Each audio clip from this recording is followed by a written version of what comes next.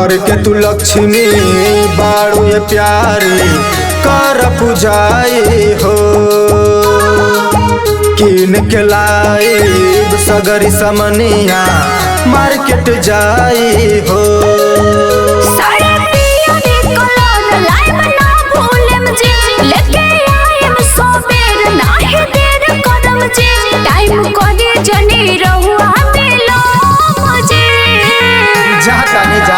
Time करे जनी रहुआ बिलो जाके ले आई फल बलोज व्रत करब छठी माई के होज जाके ले आई फल बलोज व्रत करब छठी माई के होज जाके ले आई फल बलोज।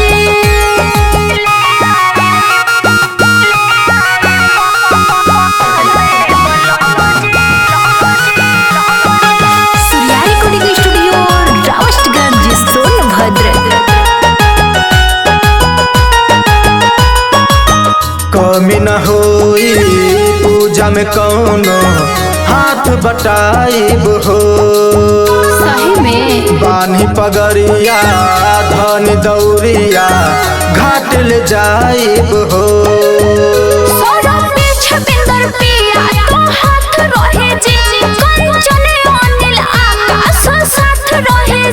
हर साल करे काजल